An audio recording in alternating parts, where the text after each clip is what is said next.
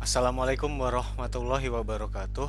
Selamat pagi, selamat siang, atau selamat sore. Di kesempatan kali ini kita akan membahas materi di minggu ke-15 kuliah teori probabilitas.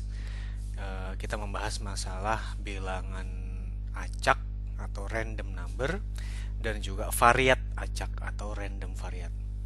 Ini merupakan sebuah konsep yang penting di dalam probabilitas. Tujuan utama dari kuliah ini Anda mengerti apa relasi dari bilangan acak dan juga variat acak, ya. Saya tekankan lagi, tujuan utamanya adalah Anda bisa paham apa tujuan dari bilangan acak dan variat acak. Kalau mengenai teknisnya, yang detail-detail maksudnya, nanti rinciannya akan kita bahas secara mendalam pada saat Anda mengambil kuliah simulasi komputer di tingkat 3. Nah, ini ada beberapa bahasan di dalam kuliah kita kali ini, ya. Yang pertama adalah bagaimana konsep probabilitas terutama yang berkaitan dengan distribusi, ya, dan juga fungsi densitas distribusi dan juga fungsi kumulatif distribusi. Jadi ada dua hal yang penting yang perlu kita ingat-ingat. Jadi lebih baik Anda segera untuk mengingat materi tentang probability density function atau PDF dan juga cumulative density function atau CDF. Nah, bedanya apa dan seterusnya itu tentu saja sudah dibahas di kuliah sebelum UTS kalau saya tidak salah ingat, ya. Tapi pada dasarnya nanti bagaimana kemudian dari PDF dan CDF tersebut kita bisa menggunakannya untuk melakukan proses mimicking, ya. Mimicking itu berarti adalah menirukan perilaku acak dari sebuah fenomena tentu saja. Kemudian kita akan bahas bagaimana Anda membangkitkan sebuah atau beberapa bilangan acak di sini, ya. Kemudian juga kalau kita lihat nanti Anda akan membangkitkan variat acak mengenai apa itu bilangan acak yang dalam hal ini akan disebut sebagai U, ya, dan apa itu variat acak yang dalam hal ini akan disebut sebagai X akan banyak dijelaskan pada saat di bagian pertama. Nah, tadi yang saya sampaikan bahwa intisari dari kuliah ini sebetulnya ada di nomor 1, ya, di mana Anda bisa mengerti dengan baik apa relasi antara bilangan acak dan juga variat acak.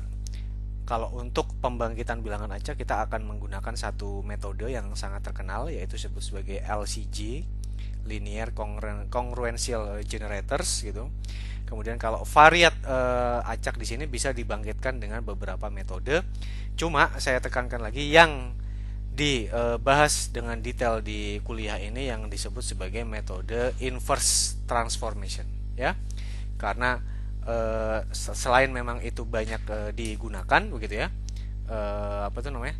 Logikanya juga bagus untuk mengerti hubungannya antara bilangan acak dengan variat acak, ya. Mengenai metode-metode yang lain, misalnya metode convolution dan lain sebagainya, Anda akan diberikan pengetahuannya. Tapi tadi seperti yang saya sampaikan mengenai teknisnya atau aplikasinya nanti itu akan dibahas pada saat Anda kuliah simulasi komputer. Nah, kemudian akan diberikan juga beberapa metode begitu, ya, untuk membangkitkan variat acak untuk distribusi yang kontinu, ya. Kemudian Anda akan diberikan juga metode pembangkitan variat acak untuk distribusi yang diskrit, ya. Kuliah ini memerlukan pemahaman yang sangat baik. Saya lagi-lagi tentang konsep fungsi probabilitas, ya, baik PDF-nya, ya, maupun CDF. Oke. Di sini kemudian saya masuk ke bagian yang pertama. Di sini kita ingin merepresentasikan, ya, atau ingin menirukan perilaku acak dari sebuah fenomena yang kita teliti. Nah, sebelumnya saya akan memperkenalkan lagi kalau saya memiliki variabel random, ya, atau variabel random itu adalah X. Ini kita sebut sebagai random variable, ya. Ini adalah variabel random. Kemudian misalnya saya menggunakan fungsi distribusi eksponensial, ini adalah untuk distribusi eksponensial, maka inilah yang disebut sebagai PDF-nya dari distribusi eksponensial ini. Dimana kalau saya mengambil sebuah nilai, ini ada nilai x aksen, maka yang di sini adalah nilai f x aksen, ya. Jadi ya ini seperti pada saat kita belajar. Jadi inilah y-nya sama dengan f x aksen itu ada di sini, y aksen lah kata sebut ya. Nah, ini sama seperti pada saat fungsi yang kita pelajari baik di sekolah menengah maupun sekolah dasar dahulu, ya. Nah, setiap fungsi tentu saja memiliki bentuk PDF yang berbeda-beda. Kalau fungsinya tersebut adalah fungsi PDF-nya normal, maka ini adalah variabel acaknya x begitu ya. Dan yang di sini adalah nilai fx-nya tersebut setelah diinputkan variabel randomnya. Nah, itu yang disebut sebagai PDF. Tentu saja di sini ya nilainya yang sangat bervariasi. Tapi ada satu fungsi lagi ya, di mana di sini dia yang sumbu x-nya itu kita sebut sebagai variabel random juga. Tetapi yang di sini nilainya yang di sumbu y-nya hanya sudah pasti ya, bukan hanya, sudah pasti berkisarnya itu dari 0 sampai 1 saja. Ya. Contoh kalau untuk distribusi eksponensial fungsinya yang seperti ini, misalnya bentuknya kurang lebih ya. Jadi kalau variabel randomnya sekian, nilainya sekian, tapi maksimal dia hanya bernilai 1. Nah, inilah yang disebut sebagai CDF ya. Dan lagi saya tuliskan di sini adalah CDF-nya untuk distribusi eksponensial. Nah, untuk CDF ini, maka di sumbu y-nya dia menandakan probabilitas x kurang dari sama dengan x. Dia sudah menandakan probabilitasnya. Ya. Nah, artinya apa? Anda bisa mengetahui berapa probabilitas variabel random tersebut ya, x kurang dari variabel random tersebut dengan fungsi CDF ini. Jadi kalau saya tarik lagi, sekarang di sini saya punya x aksen ya. Maka inilah P ya. X besar kurang dari x aksen probabilitasnya, dan nilainya di sini mendekati 1. Nah, artinya apa? Untuk membuat CDF itu, padahal kan Anda tahu ya, kalau misalnya saya ingin mencari begitu ya. Sekarang saya punya x double aksen, berapa probabilitas x kurang dari sama dengan x double aksen? Maka saya akan mengintegrasikan di sini. Ya. Nah, maka bagaimana cara membuat dari CDF-nya ini? Kan tidak lain ya, saya mengambil beberapa titik begitu ya. Cukup banyak katakanlah titiknya.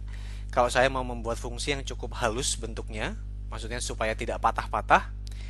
Kemudian dari titik yang banyak tersebut, gini maksudnya, dari titik yang banyak tersebut ini adalah x ya, misalnya dari 0, kemudian 0,5 atau 0,05, bahkan ini 0,1, 0,15 dan seterusnya sampai plus tak hingga. Di sini Anda menghitung p x begitu kurang dari sama dengan x kecil. Dengan cara apa? Dengan cara ya mengintegrasikan. Anda dapat nilainya, Anda plotkan menjadi fungsi yang di atas ini adalah fungsi CDF. Itu adalah ilustrasi untuk mendapatkan CDF. Nah, nanti kalau di saat kita membahas yang disebut sebagai proses untuk menirukan perilaku acak itu, tidak lain kita ingin membuat PDF ya yang mirip dengan PDF dari distribusi asal atau distribusi sumber yang menjadi dugaan kita. Nah, apa contohnya? Contohnya demikian. Coba Anda bayangkan sebuah sistem antrian yang sangat sederhana. Di sini saya punya ATM ya. Kemudian pelanggan datang ke ATM tersebut. Ini ada pelanggan begitu ya. Ada pelanggan dan seterusnya. Dia datang mengindikasikan di sini yang sebelah kanan tersebut mengindikasikan waktunya ya. Misalnya ini adalah jam 11.10, dia jam 11.12, dia jam 11.15 ya, dan seterusnya. Pelanggan datang ya. Pelanggan datang di sini ke ATM yang tersebut. Dia mengikuti sebuah antrian FIFO, artinya siapa yang datang duluan itu siapa yang dilayani, tidak ada prioritas ya. Kemudian dia masuk ke sini dan dia kemudian meninggalkan ATM tersebut ya. Jadi di sini sistemnya sangat sederhana dan diasumsikan sistemnya ya antriannya tidak terbatas begitu ya. Memang kenapa kalau antrian terbatas ya berarti kan prosesnya menjadi berbeda. Berarti kan yang bisa masuk ke dalam antriannya tersebut ya sesuai kapasitas, tapi ini tidak ada, antriannya tidak terbatas. Kemudian juga di sini servernya atau ATM-nya tersebut tidak pernah mengalami kerusakan dan seterusnya ya, beberapa asumsi yang lain. Kemudian ada seorang insinyur teknik industri yang dia ingin melakukan replikasi ya atau proses menirukan replikasi atau mimicking begitu ya.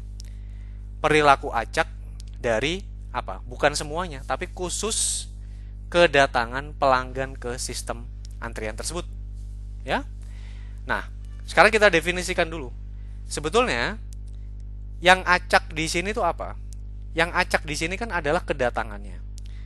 Tapi seperti yang sudah kita bahas pada saat kita menjelaskan tentang slide distribusi eksponensial, kalau jam kedatangannya saja sebetulnya tidak terlalu make sense ya ke dalam keacakannya tersebut. Karena sekarang kita lihat apa yang bisa diperoleh dari datang jam 11.10, 11.12 dan seterusnya. Tidak bisa. Yang bisa Anda ukur adalah waktu antar kedatangannya atau selisih kedatangan antara pelanggan yang satu dengan pelanggan yang lainnya. Itulah yang disebut sebagai inter-arrival times atau waktu antar kedatangan. Ya.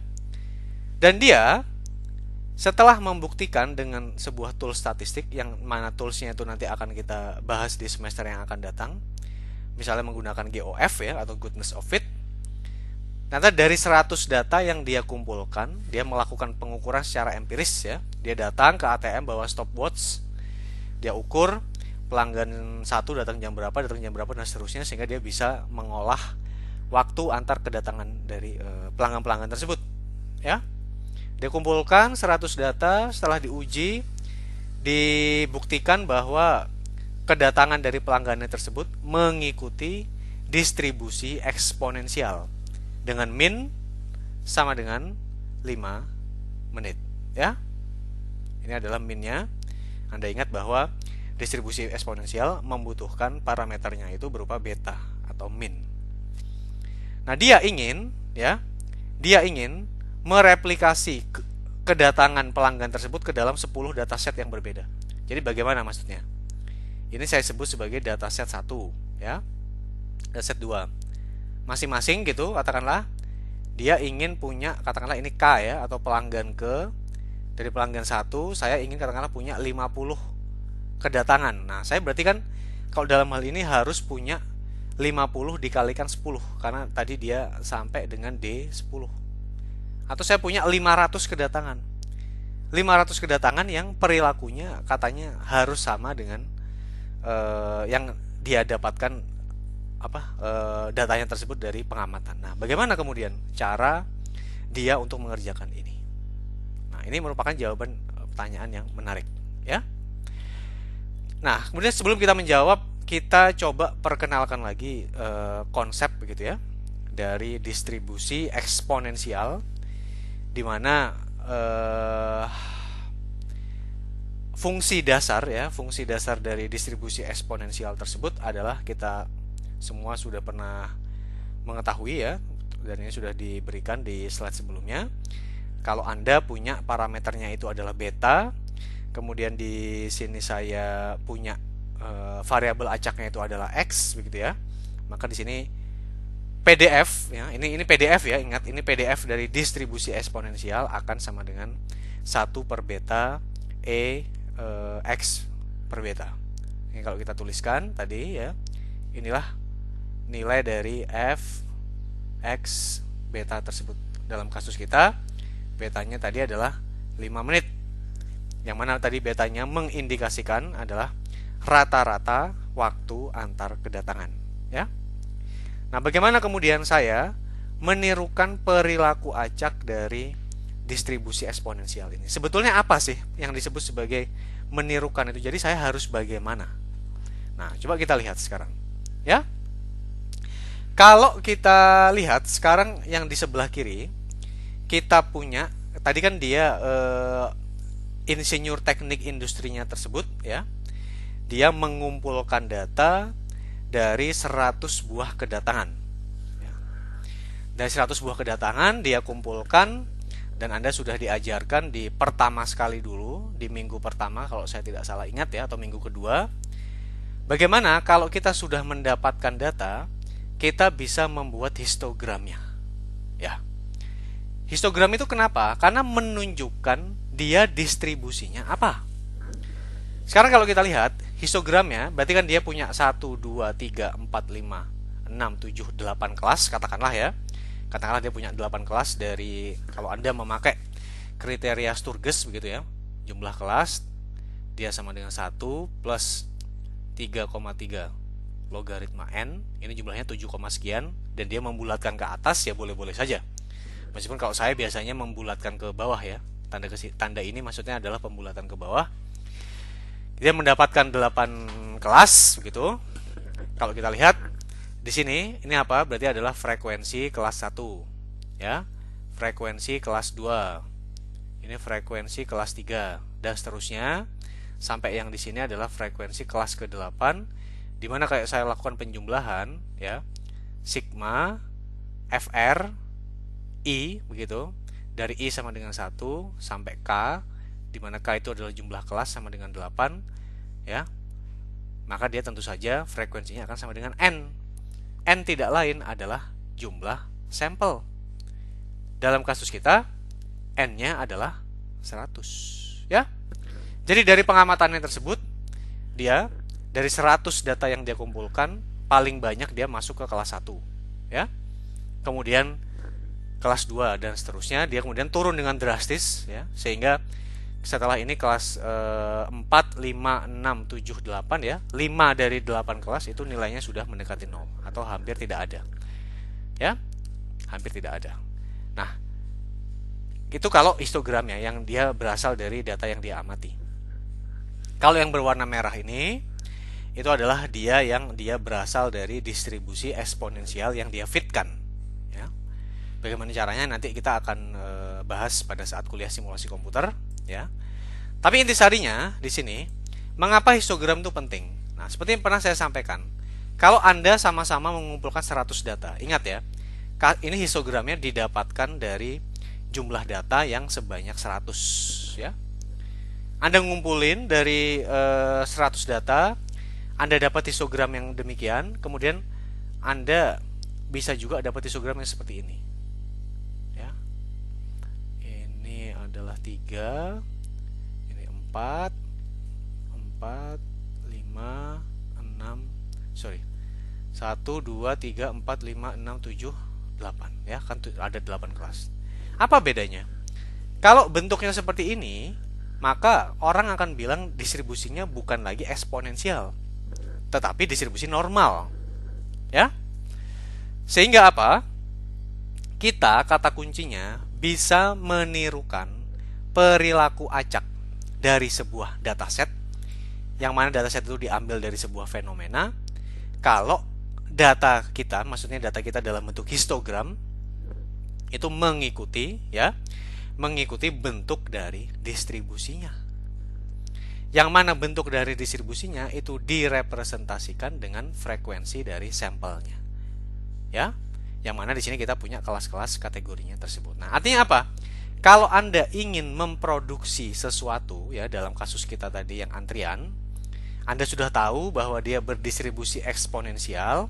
Kemudian Anda ingin memproduksi tadi, produksinya itu apa sih tadi? Kita ulang ya. Di sini adalah I atau data ke 1, 2. Sampai tadi Anda ingin ngambil data ke 50, maka di sini kita sebut sebagai inter arrival times. Ya. Jadi, Anda berhasil memproduksi yang merepresentasikan perilaku acak dari kasus yang kita amati tersebut kalau data inter arrival times yang Anda generate tersebut akan memiliki bentuk yang sama dengan distribusi eksponensial yang sudah kita fitkan tersebut ya. Seharusnya itu sangat straightforward kalau distribusinya eksponensial. Sebaliknya, kalau inter arrival times Anda adalah distribusinya normal, ya berarti Anda bisa menirukan ya atau mimik the random behavior kalau memang yang Anda tirukan tersebut frekuensinya kemudian dibuat histogramnya mirip dengan distribusi normal ya. Nah, permasalahannya sekarang, tadi kan kita sudah menjawab bagaimana kemudian kita mimik atau menirukan random behavior, berarti harus membuat data yang kalau dibuat histogram dia akan mirip dengan apa tuh namanya, distribusi statistik asal. Nah, sekarang pertanyaan yang kedua adalah bagaimana kita bisa menciptakan data yang semacam itu. Dalam kasus kita, bagaimana kita bisa menciptakan data yang bentuknya menyerupai distribusi eksponensial. Ya, kalau kita lihat sekarang, setiap setiap bar ya atau setiap batangnya tersebut, dia kan tadi saya bilang frekuensinya. Nah, coba sebetulnya frekuensi itu menunjukkan apa sih? Berarti kan tadi kita sudah tahu ya, kalau sigma FRI itu sama dengan N, di mana N adalah jumlah data. Sehingga kalau saya bagi sigma FRI dengan N, berarti kan adalah 1. Dia adalah probabilitas semesta, probabilitas terjadinya itu.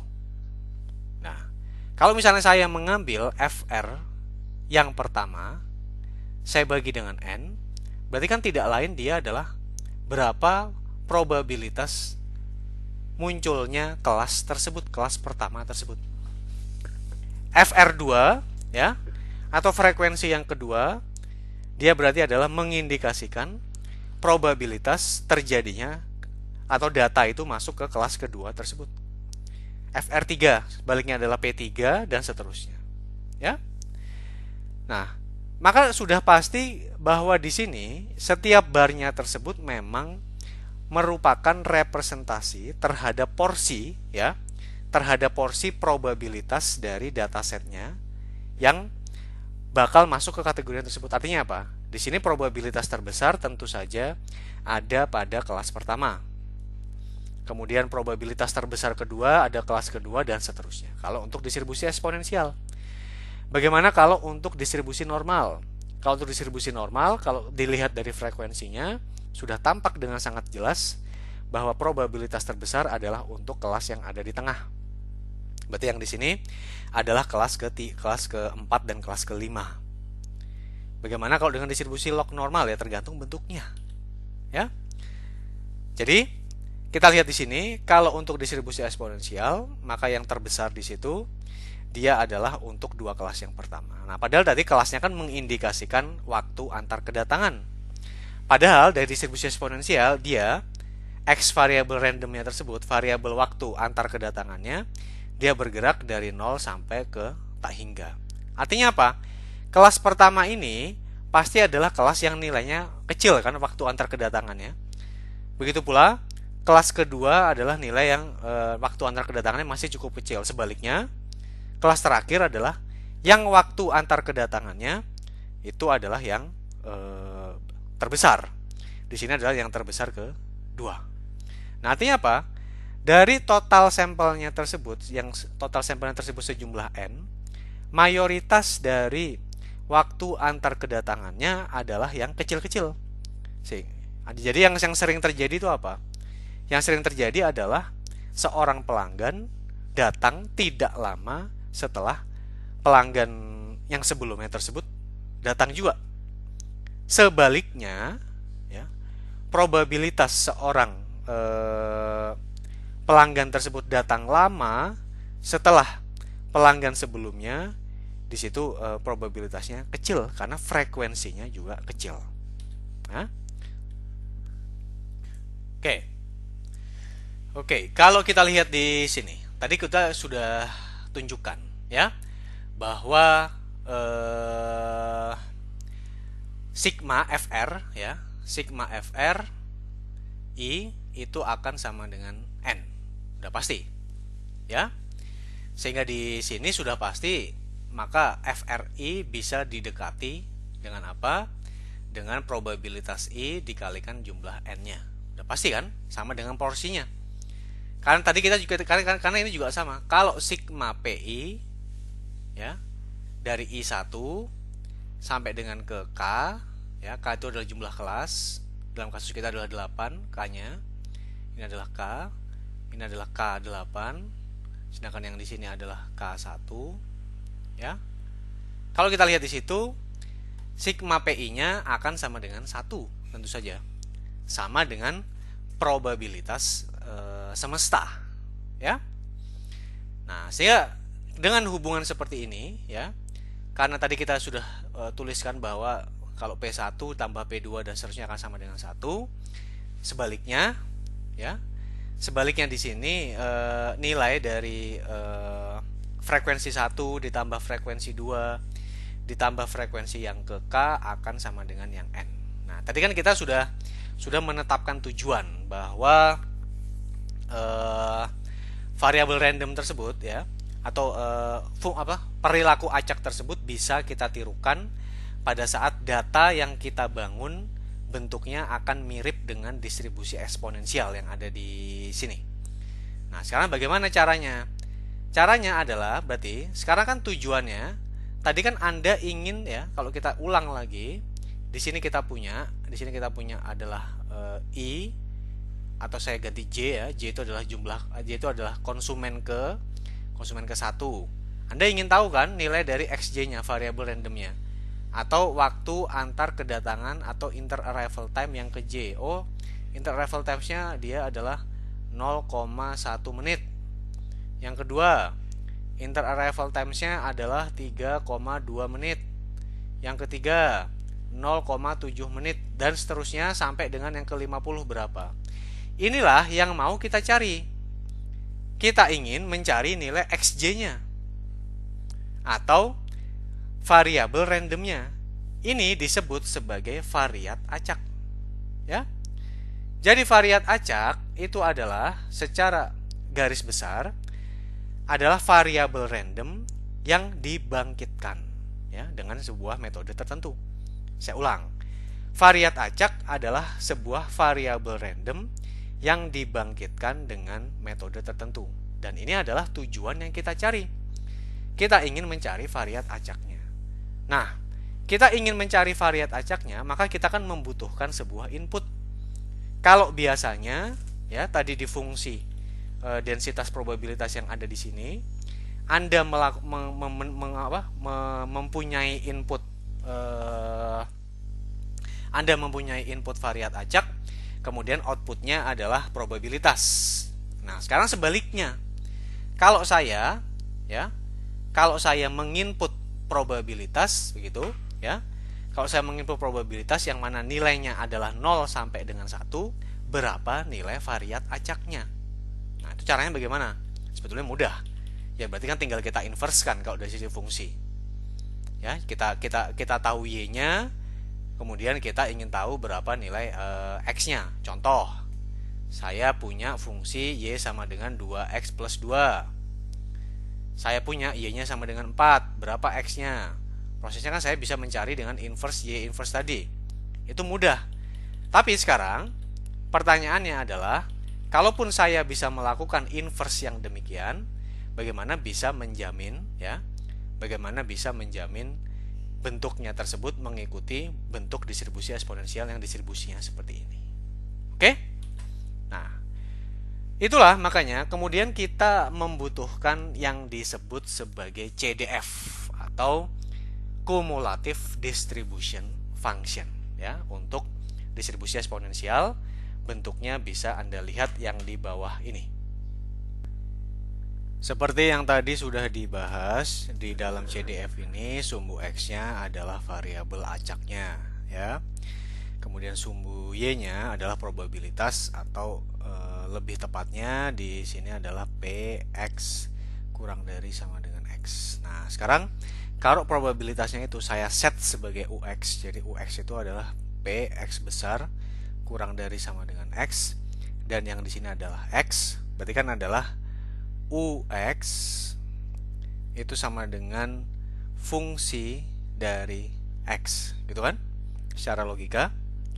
Maka dengan pengetahuan inverse yang sudah kita dapatkan pada saat SMA dulu, atau mungkin SMP bahkan, ya.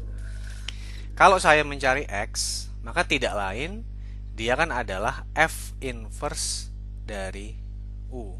Nah, sekarang kata kuncinya berarti ternyata jawabannya cukup sederhana. Kalau saya ingin membuat bentuk distribusinya yang sama seperti bentuk distribusi eksponensial, maka caranya adalah saya mencari fungsi inverse-nya dari CDF. Jadi inverse ini dari inverse apa? Inverse ini adalah inverse dari CDF. Jadi contoh, untuk distribusi normal, Anda punya PDF-nya, ya. Kemudian Anda integralkan. Setelah Anda integralkan kan Anda mendapatkan CDF. CDF-nya Anda lakukan inverse. Oke? Nah, ini yang perlu dipahami. Jadi, yang terpenting adalah Anda mengerti dulu apa itu CDF, ya. CDF lagi-lagi kalau kita berbicara ini adalah variabel randomnya. Kemudian nilai yang dikembalikan adalah nilai probabilitasnya. Karena kalau Anda lihat, ya, rentang untuk nilai Y-nya tersebut dia adalah dari 0 sampai dengan 1. Ya.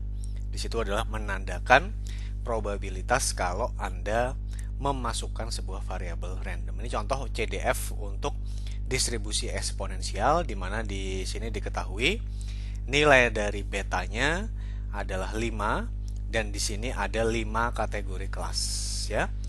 Nah, sekarang kalau kita lihat sekarang definisinya, ini saya hapus ya. Saya harap Anda sambil mencatat-catat di kertas, karena kalau hanya menyimak saja saya ragu Anda akan mengerti. Nah, tujuan tadi adalah kita mencari X begitu, dengan memberikan input berupa UX, yaitu probabilitas yang nilainya itu berada di antara 0 sampai dengan 1. Dan X adalah random variate. Tadi kita sudah sampaikan bahwa caranya kita dapatkan X berarti dia merupakan F inverse dari U. Atau di sini dalam beberapa buku ditulis sebagai F besar inverse dari U. Karena F besarnya itu, ya, F besarnya itu dia menandakan cumulative distribution function, ya. Nah, ini UX adalah variabel random. Nah, sekarang pertanyaannya, UX ini syaratnya harus bagaimana supaya saya bisa menghasilkan, begitu ya, supaya saya bisa menghasilkan F inverse-nya sesuai dengan harapan. Nah, kalau kita lihat di sini kita punya proposition, ya, atau usulan bahwa nilai UX-nya tersebut dia harus berdistribusi uniform. Nah, ide sederhana.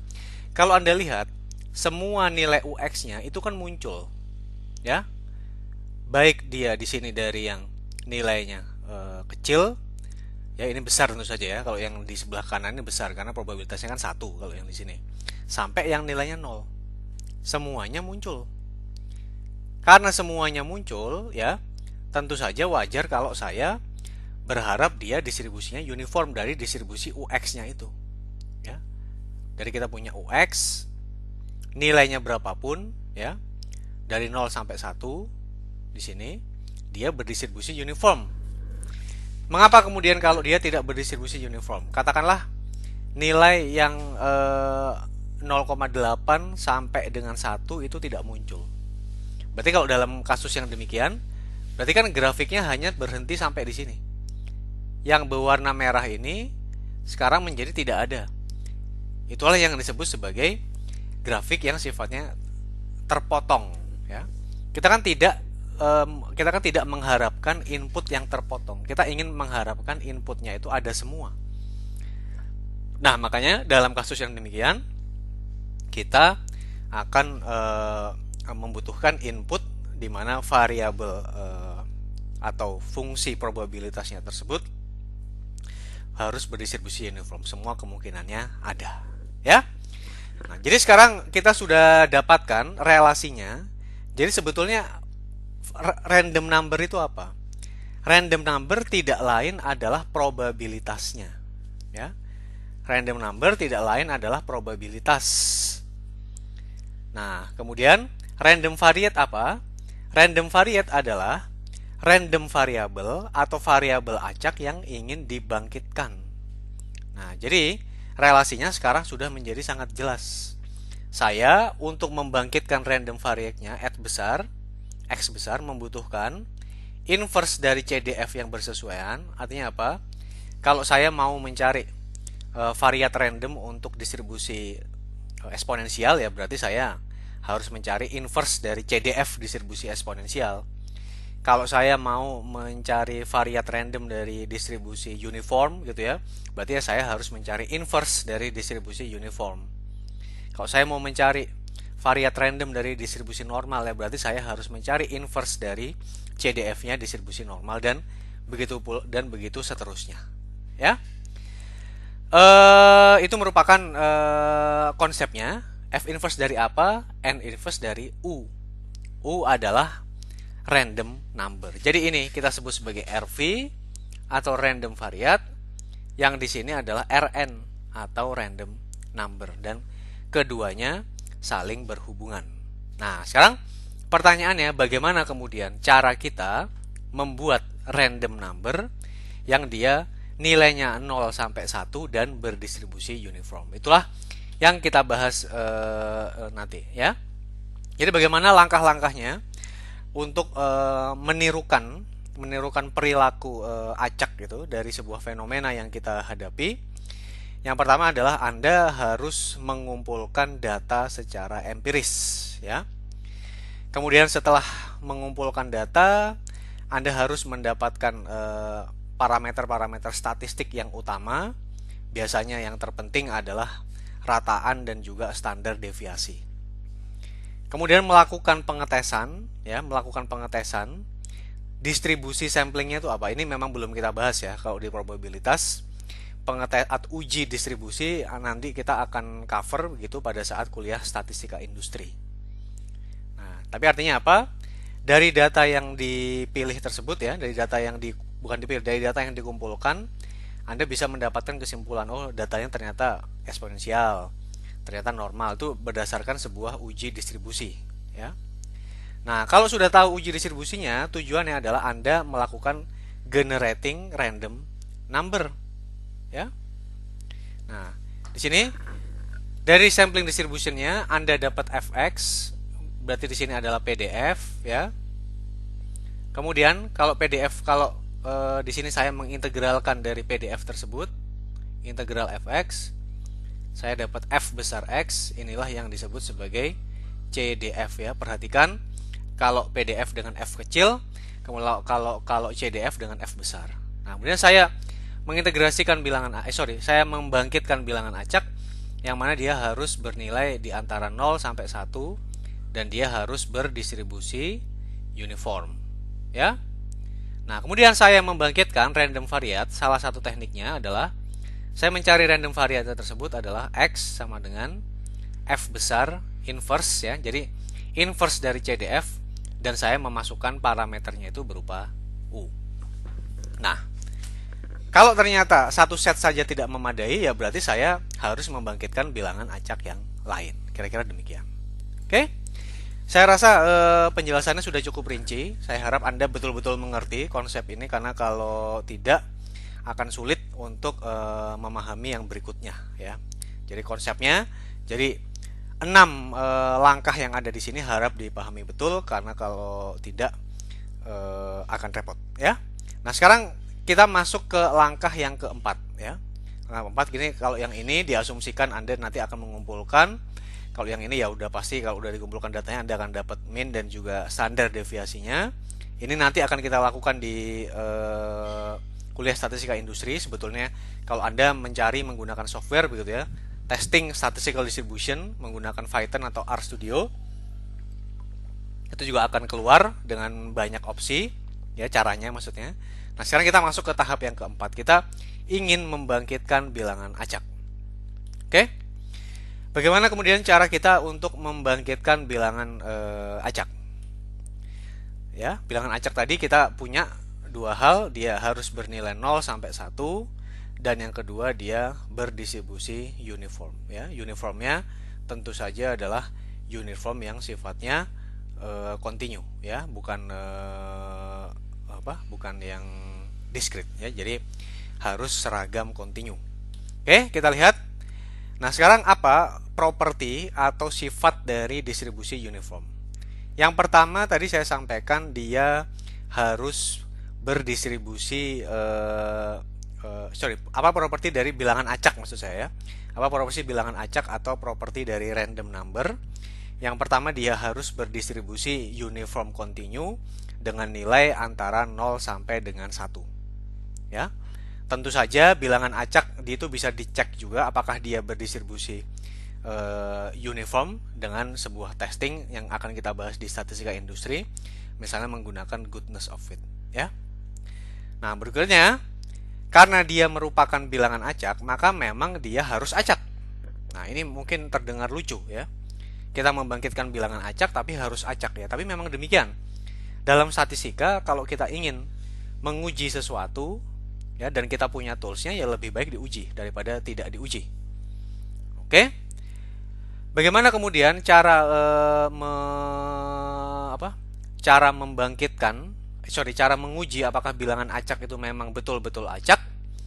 Di dalam kuliah statistika industri nanti Anda akan dapatkan begitu ya. Nanti Anda akan dapatkan bahwa caranya tersebut kita menggunakan sebuah metode yang termasuk ke dalam statistika non parametrik yang disebut sebagai run test ya. Oke? Nah, di sini sebetulnya membangkitkan bilangan acak itu bisa juga dilakukan ya kalau misalnya kita menggunakan Microsoft Excel begitu. Oke, kita tunggu ya. Kalau kita ingin tahu sebetulnya bagaimana sih membangkitkan bilangan acak yang nilainya 0 sampai 1, Anda bisa menggunakan fungsi run ya. Fungsi run buka kurung tutup kurung, maka ini sudah menghasilkan bilangan acak yang nilainya dijamin 0 sampai 1. Tapi dia tentu saja punya generator ya atau cara untuk pembangkitan yang sendiri. Nah, kita coba membangkitkan dengan cara yang umum dipakai di dalam bidang kita ini. Oke? Apa saja? Nah, sebetulnya bilangan acak yang dihasilkan oleh generator bilangan acak tersebut tidak benar-benar acak ya. Karena kenapa? Setelah beberapa waktu dia akan menghasilkan sequence gitu ya atau urutan yang sama. Jadi yang saya kasih partisi itu urut isinya sama persis. Karena ini ada 1 2 3 4 5 6 7 begitu ya. Di sini juga ada akan sama nilai 7 itu yang urutannya bahkan sama persis. Jadi dalam hal ini generator atau pembangkit bilangan acak tersebut ya itu disebutnya sebagai pseudo random gitu, tidak benar-benar random karena ada hal yang berulang yang nanti akan kita lihat ya. Contohnya nanti pada saat kita membangkitkan bilangan acak memang akan ada yang berulang. Nah, maka di sini ya generator bilangan acak yang bagus itu yang dia perulangannya itu cukup panjang. Kalau ini kan pendek sekali. 7 bilangan acak ya, katakanlah nilainya ini adalah 0,5, 0,3 dan seterusnya. Ini sudah berulang menjadi 0,5, 0,3 dan seterusnya. Tentu saja kalau yang ini tidak terlalu bagus. Nah, tapi kalau misalnya berulangnya itu setelah 30 stream atau paling enggak 15 stream, nah itu sudah merupakan pseudo random generator yang cukup baik. Oke? Nah, ini merupakan sebuah metode, ini mohon maaf, ini seharusnya italic semua ya.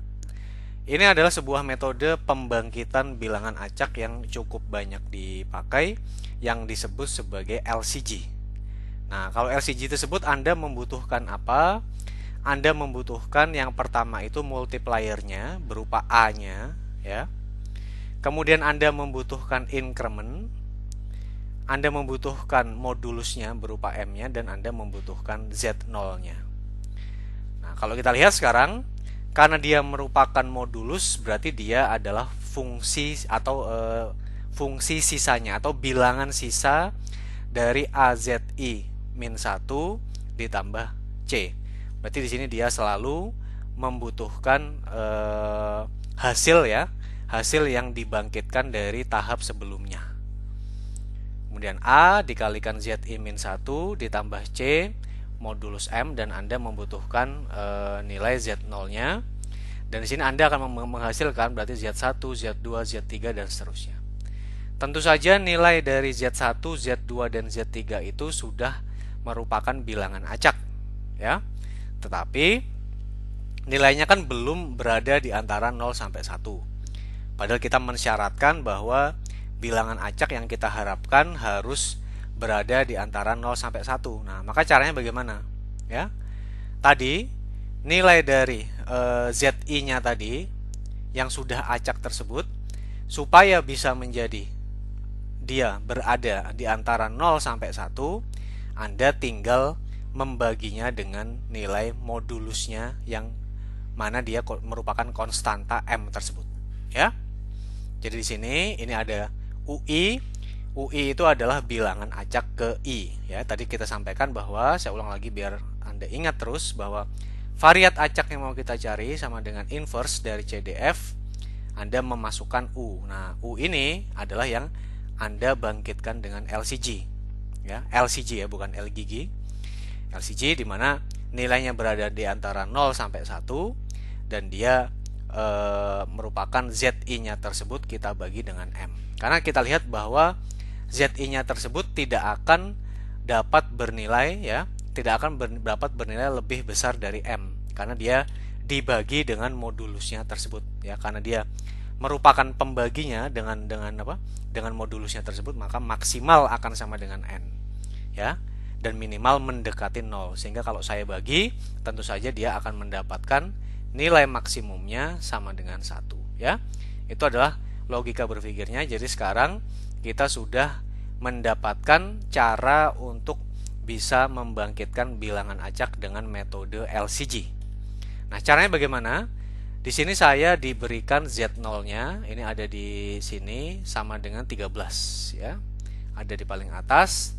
Tadi kita dapatkan bahwa ZI sama dengan A. Saya lupa, ya. A ZI min 1 plus M, ya. Plus C, sorry. Kita hapus dulu.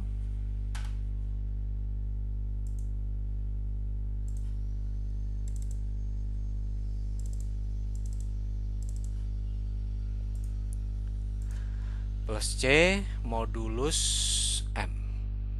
Oke. Kita lihat yang pertama. Untuk Z1. Z1 berarti dia adalah 21 kita kalikan dengan 13 ditambah C, itu adalah berarti kalau 20 dikalikan 13 itu adalah 20 dikali 13 adalah 260, ya. Berarti 273 ditambah C-nya 3 sama dengan 276, ya. Kemudian kita punya di sini adalah 16 gitu, ya. Nah, maksudnya apa? 276 kalau kita bagi dengan 16 begitu, maka nilainya kan adalah berapa? Maka adalah, kita hitung aja pakai Excel, ya. Kita hitung pakai Excel.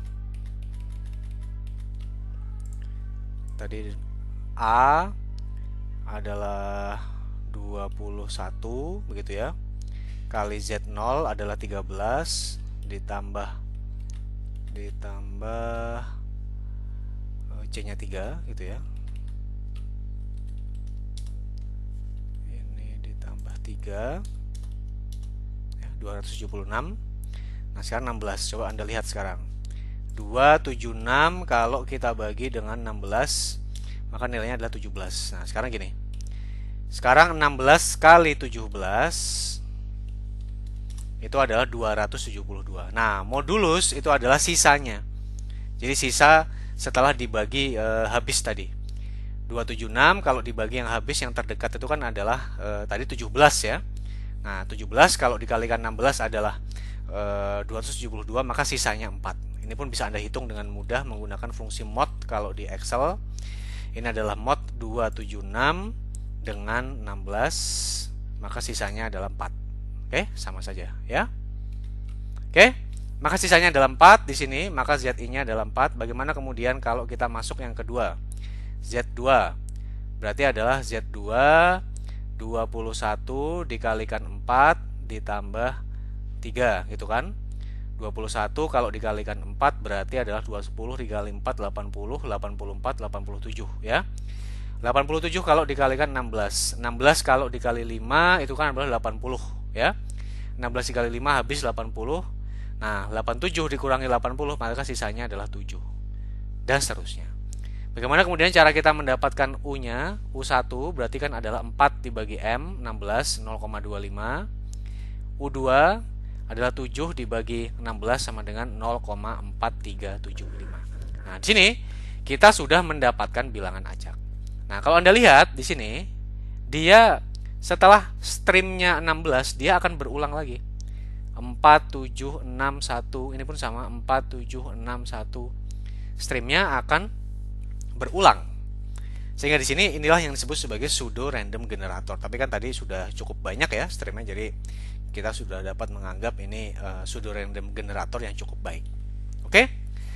Nah, jadi meskipun tidak persis sama seperti M ya, tapi Anda bisa memberikan sebuah patokan bahwa panjang maksimum yang dapat dibangkitkan oleh metode LCG untuk bilangan acaknya tersebut akan sama dengan M ya. Maka di sini Anda dalam memilih nilai dari A, C, dan M-nya tersebut yang baik begitu ya, supaya jumlah cycle-nya atau jumlah siklusnya cukup panjang itu menjadi penting. Meskipun teknik-teknik untuk menganalisis seperti apa proses memilih A, C, dan M-nya tersebut itu yang kita bahas dengan lebih detail pada saat kuliah simulasi komputer. Ya, tadi di sini ini ada beberapa hal juga selain kita memilih A, C, dan M-nya tersebut supaya bisa menghasilkan streamnya yang tidak terlalu pendek. Jadi memilih seed value-nya atau dalam hal ini berarti adalah nilai Z0-nya juga merupakan faktor yang tidak kalah pentingnya. Baik, saya rasa demikian untuk segmen pertama.